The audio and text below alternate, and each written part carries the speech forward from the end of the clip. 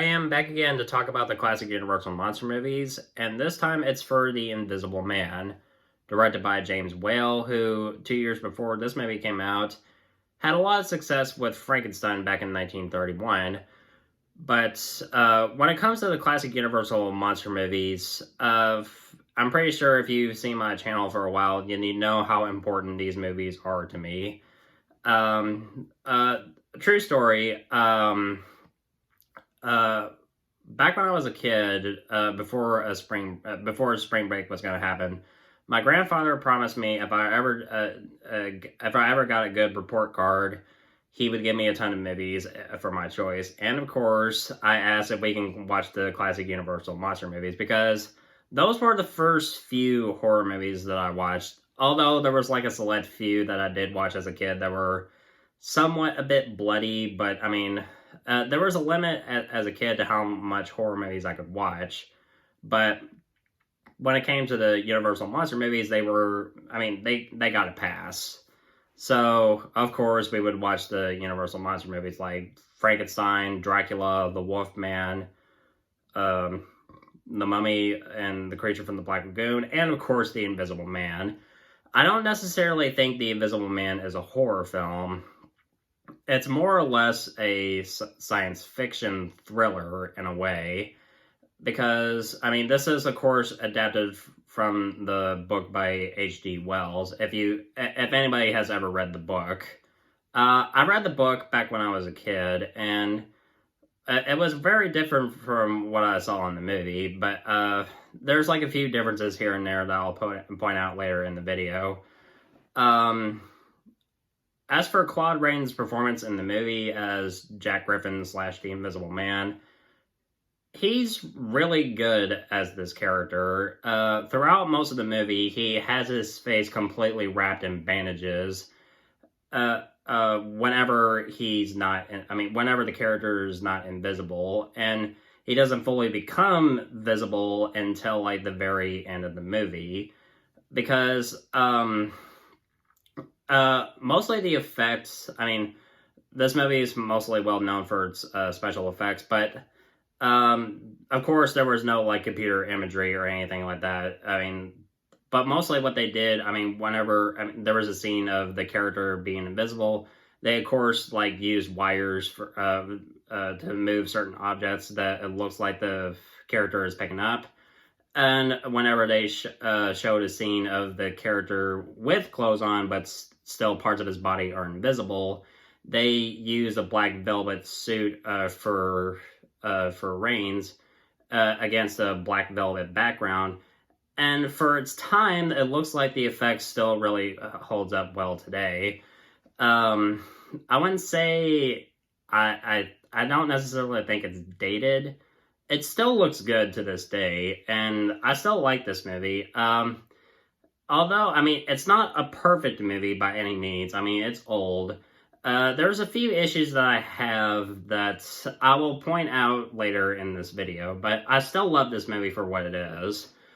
One of the few changes is that they made Griffin more of a sympathetic character, because if you read the book, he's driven by power and seeking. And he was already insane right before he even took the invisibility drug, and this further develops his thirst for more power. But in the case of the movie, he's made more of a sympathetic character because, I mean, he has fallen in love with a woman, he wants to marry her, and he feels like he's too poor to support her, so he goes above and beyond to, like, search for what he can for the perfect experiment.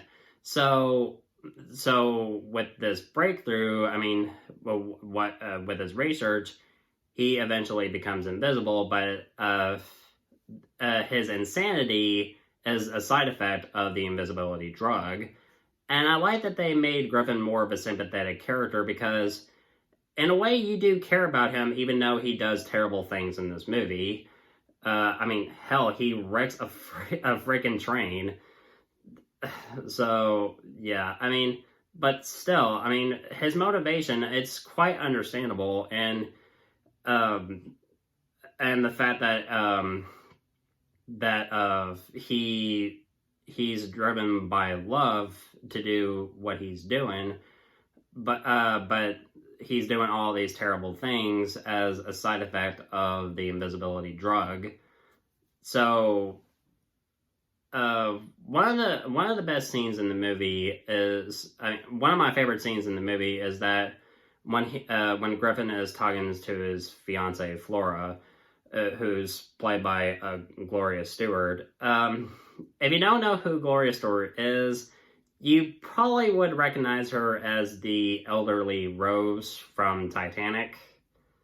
Uh, so, uh, so one of the best scenes is of him explaining to her his motivations, but at the same time, the insanity kind of kicks in, and he descends into megalomania, because there are moments throughout like that throughout the film, because like in the novel, because of the insanity, because of his insanity, he is also driven by power, but because of his fiance, you kind of care about him at the same time. But even though, like I said, he's doing all of these terrible things, another one of my favorite scenes is when he finally reveals these people about who or what he is. You're crazy to know who I am, aren't you? All right, I'll show you. And when he takes off his fake nose and unwraps the bandages, it's a really good looking effect. When he unwraps the bandages and reveals that he's invisible. Yeah. Another thing that I liked about the movie is it's cast well. Like I said, Claude Rains, he's good in this movie.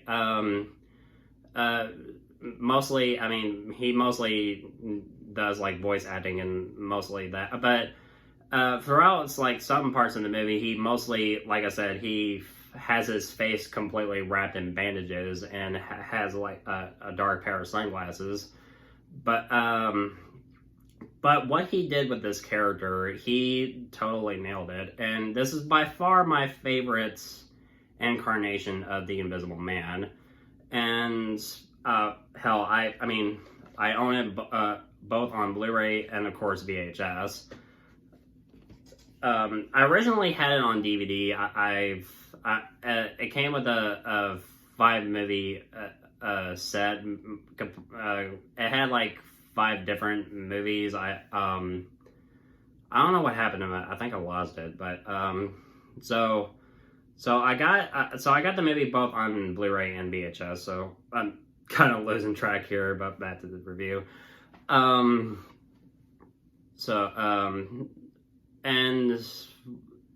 his moments of megalomania also, I mean, he shows signs of megalomania. I mean, especially when he talks to his friend Kemp, who's played by William Harrigan. I hope I said that right. His performance was also really good, and you could tell that he's frightened because of what Griffin has become. And he eventually turns against Griffin by calling the police. And Kemp's fate is also one of the few differences between the book and the movie. And in the novel, he survives, but in the movie, Griffin eventually ends up killing him out of revenge. But mostly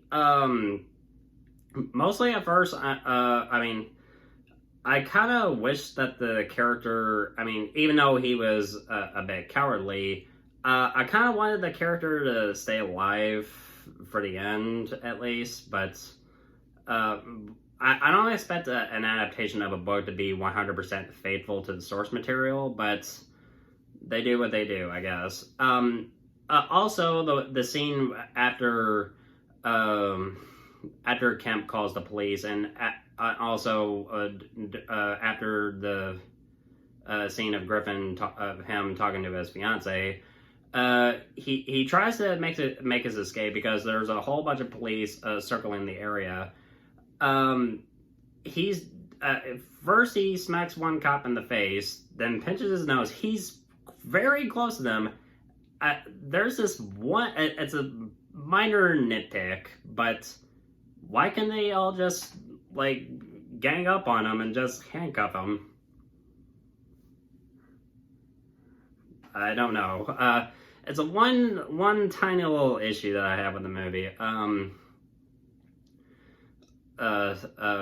And also the scene near the end of the movie where they do eventually end up capturing Griffin, and they eventually one of the cops shoots him, and then at the end, right when he's about to die, he has a chance to say goodbye to his fiance. It's heartbreaking and I love the line that he says, "I meddled with things that man must leave alone." And the effects used to make Jack visible again, it was really good. But for the most part, I think it's still a good movie, and it's still one of my favorite of the classic Universal monster movies. I don't know how the reboot will do, but I'm crossing my fingers that it's an event that's hopefully going to be decent, but the reviews are so far strong, but I'm just going to see it just to get my own personal opinion. But nonetheless, I mean, I still love the original, and I'm going to give The Invisible Man an A. So yeah, I had to get that off my chest right before I see the remake. What were your thoughts on this version? Let me know in the comment section below. And what's your anticipation for the remake? Are you planning on seeing it? Also, let me know. But yeah. Thank you so much as always for watching. I'm looking forward to doing more reviews very soon. And if you want my thoughts on old or new movies, of course, you know where to find me.